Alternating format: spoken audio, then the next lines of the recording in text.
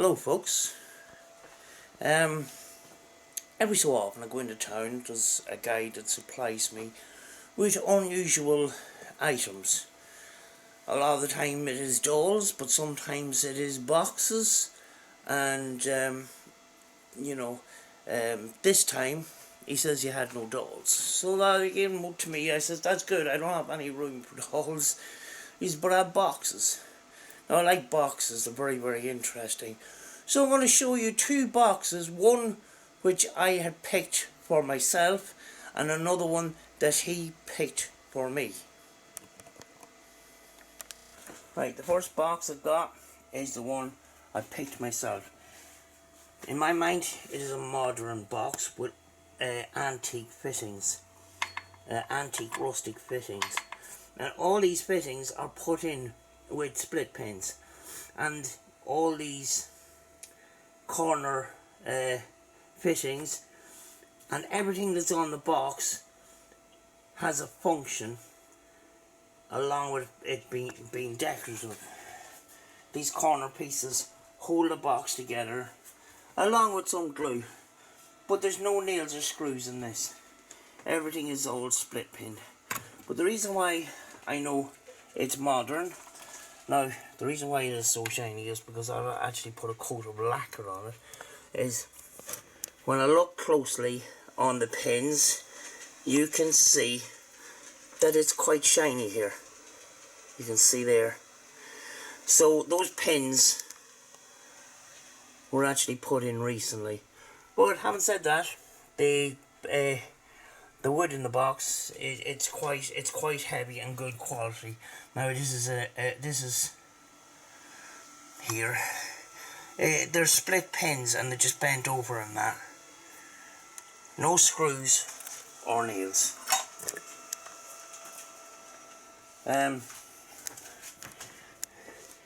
Is there a paranormal reason why I bought this box? No, there's no energy, as far as I know, that is coming from this box, but I am going to use it to hold items in. And I just thought it was a decorative piece, and that is why I bought this one. You know, people on eBay that cover these in wax and sell them as dipping boxes.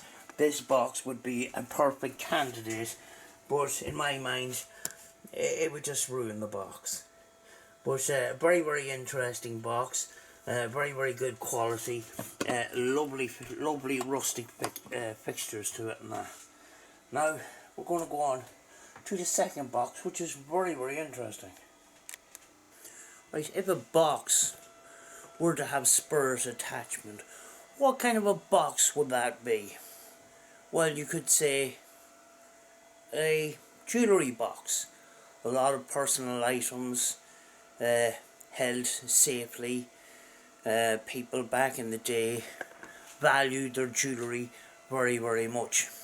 But take it up a notch. Way back in the day, we didn't have Facebook or Twitter, and even way back in the early days we didn't even have phones. So what about writing boxes? So I acquired this writing box. I'm going to show it to you. It's quite interesting, and it's got a little secret as well. So I'm going to show you that box. Back in the day, writing was the biggest form of faraway communications, and if there is energy attached to a box, could you imagine all the different emotions associated with a box like this? You know, love letters, letters to faraway loved ones, letters for Christmas, letters to inform relatives that someone has died, breakups, all kinds of different kinds of communication. This one I feel that there's something, I don't know, something sort of residual to it. you know, do you ever pick up an item and feel that it feels kind of strange? But this is what I got from this box. Not to say that it's madly active or anything like that, but because of what it is. Now, I searched on the internet to find a similar box to see what its value would have been, and I can't find a box like this anywhere. I see a lot of boxes Victorian, and they're actually sloped boxes, and when you open them up they have a slope that you write on, but this is a square box with a square top. Now, it is inlaid with some mother of pearl, both on the keyhole and up on the top here, and when you open it,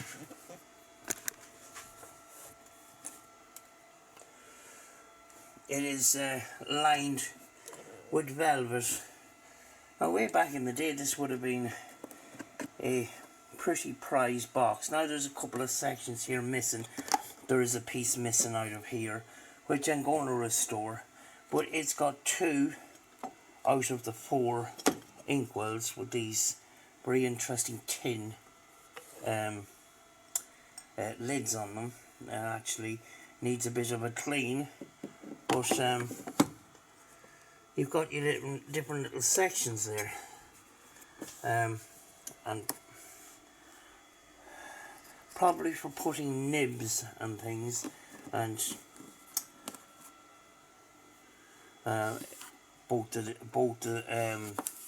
it's all lined with velvet, so the lining on some of this is actually missing, but and then you can take that piece out, and you've got, well, it was a bit musty, so I put some a little bag of lavender in there. This is not part of the box, but you got more storage down there. Now, the interesting part of this box is a little bit of James Bond going on here. You've got this little pin, and you pull it like that, and it's spring loaded, and you've got a little drawer where you can put quills or pens or whatever. Now, pull this up a bit. I'll close that later. Where do you write? Well,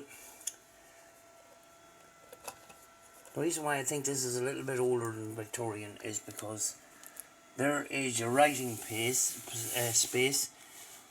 which is pretty small, very inconvenient and compared to a lot of the writing desks that I've seen with the sloped lid.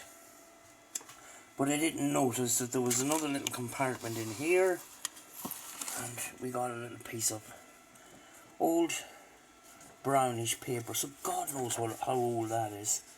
You know, the modern paper that we have is a lot more pure than this. This is quite coarse, so that could have been in there for a very, very long time. But I thought, very, very interesting box. Unfortunately, there's no key to it, but at least it is in the open position that it can be closed properly. But yeah, if there was a box with a special spiritual attachment to it, it'd be one of these, because this was very, very important back in the day for communication, and you can see how important writing and communication was by the work that has gone into these kind of boxes.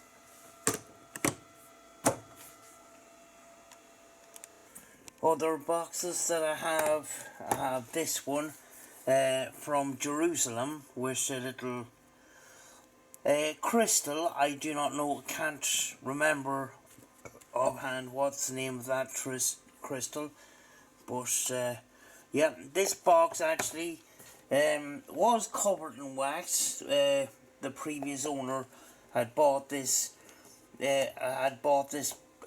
box, but he had a different purpose for it. He didn't believe in big boxes, either do I, and he took it home and took the wax off and found a photograph and a couple of different things. But I hold a crystal in it, and we have this other one, and it's made of some sort of green crystal. I don't know what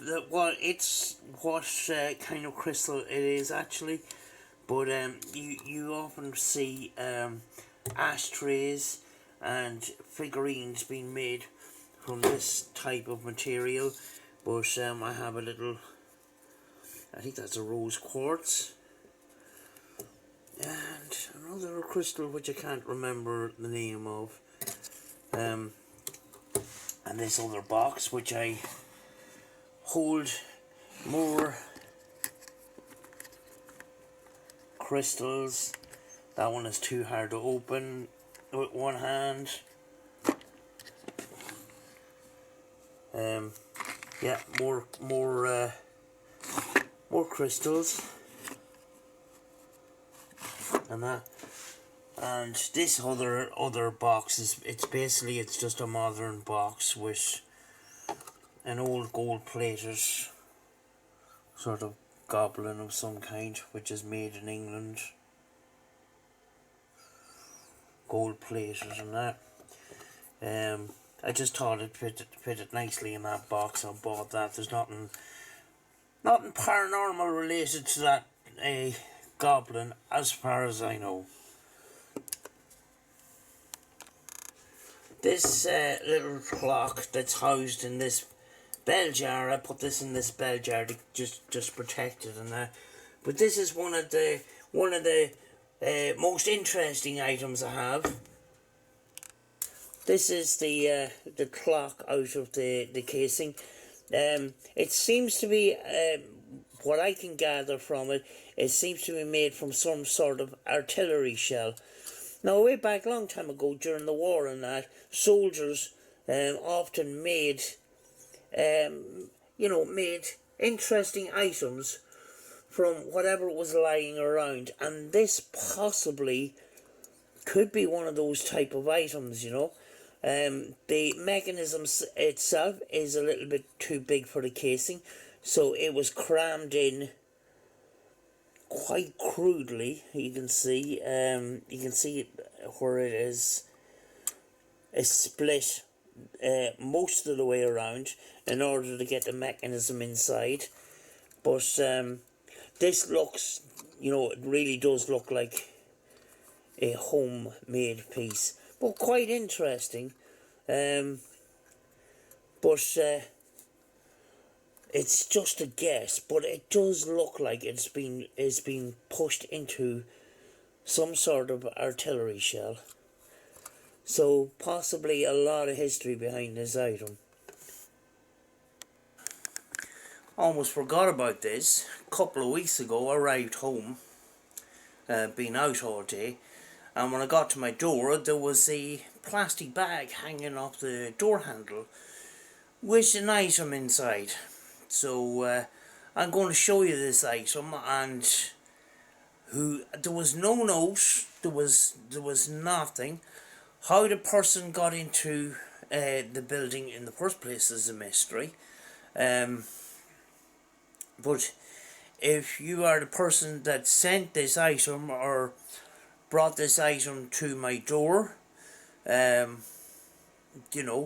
please contact me and, try to explain why I have this item, because I have this item and I don't know where it came from. Now, it didn't feature on this channel before, but it has been on a few live streams. It is this. Now, it's quite It's quite an artistic piece. You can see when I sent this photograph to the people that I was on the live stream, they seem to think that this possibly is some sort of tribal art. Myself and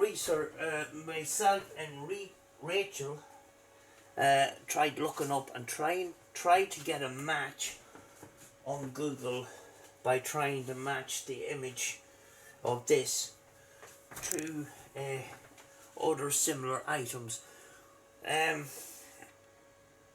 Now it's got, you know, people when they seen the photograph on these other live streams, a lot of people seen a lot of different things in what was portrayed in this piece of art. A lot of them actually thought it was to do with fertility or birth. I seen sort of an emergence of some kind, sort of like a spirit emerging from a body. Some have seen, you know, the female reproductive organs, and this a female, this a baby, and this a male. You know, possibly thought that this may have been some sort of a fertility symbol of some sort of tribal culture. Now, after examining it, what I really think this is, I think this is a modern piece carved from bog oak. It is really, really heavy. It is actually a dark wood. With the photographs that I had sent the people, there was a little bit of a shine, and thought that this was a light coloured wood, but actually it's quite dark, and you can see where I had scratched the bottom of it. I think this is a bog oak piece, and I think it's quite modern. Now the question is, why has it arrived at my doorstep? Now, somebody may have acquired this and possibly thought that there was something sinister about it, that it was some sort of a possibly cursed item. People can be afraid of some of these kind of things, and that is possibly the reason why it ended up on my doorstep. But some people know that I deal with the paranormal. I deal with some questionable objects, such as objects with possible attachment to it. But to me, I think this is just a modern piece of art, and it possibly it's probably scared somebody, and they thought, you know, just get rid of it. But to me, I don't feel anything negative from it. I don't even think that there's anything paranormal to do with this item at all. You know, I could be wrong, but I don't think so. But a very interesting piece. I thought I would show it to you, because the picture of that was on other live streams. It stirred up a bit of interest. I forgot to show it myself, but that is that piece, and the person that owns it. If you see this video, can you please contact me on Facebook, Facebook Messenger. We have a Facebook page, Afterlife TV Productions, and we have the Lone Star Explorer TV page. I didn't get around to changing the name, but if you can send us a message on that. And because we do not know why it ended up on my doorstep, you know, So that is that. The last two boxes I'm going to show today are these.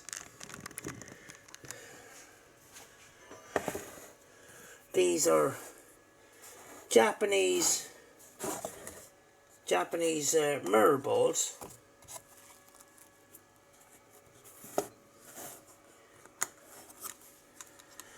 Of two different sizes. This is kind of like a, when you hold them in your hand, they create that little bit of music or whatever. I think these are quite old. Not overly old, but they are. I think they are quite old. But I have two different sizes there, and you may have gathered, or you may have remembered, a way back when there was it was trending on YouTube. The mirror ball challenge with tin foil. I actually done that challenge, but I didn't do it for YouTube. And I seen a lot of videos on YouTube, and most of them were making an absolute mess of it. But I had found the trick. But with these mirror balls made from tin foil, you need a lot of patience. There it is. It is not in any way finished, and this is quite heavy. What you have to do is basically you have to layer up the aluminium foil, but not too thickly, and tap. Just keep tapping around it, but not on a solid surface. So there has to be a little bit of rebound. Now, I don't suggest that you put it on your knee, but that's what I did.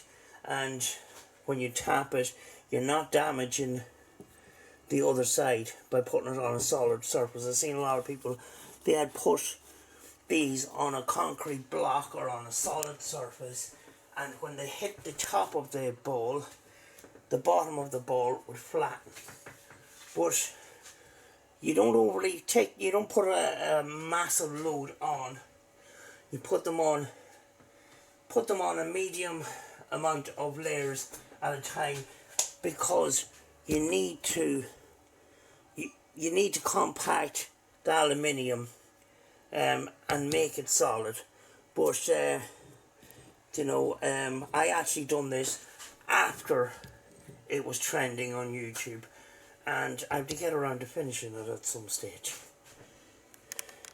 Well, actually, the last thing for today is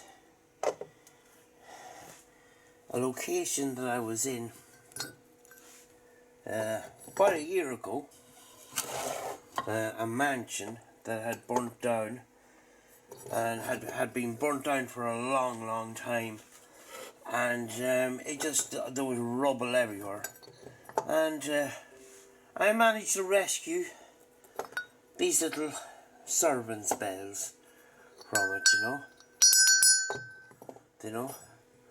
So these would have been in on the hallway on a spring. And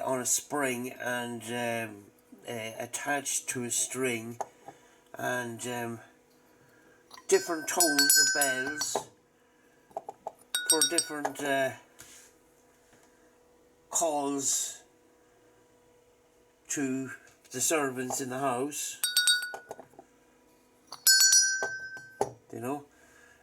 I presume there was more, but I looked through the rubble, I couldn't find any more, and these were the only two that I actually could find. But I decided, rather than it get lost to the elements, I thought I would take them home and reserve the history, as it were. Folks, that's it for today. I hope you enjoyed my little view of some of the items that I have here. And if I get anything more interesting in that. I will show it to you in that. But I will leave it for now, and I will see you in the next one.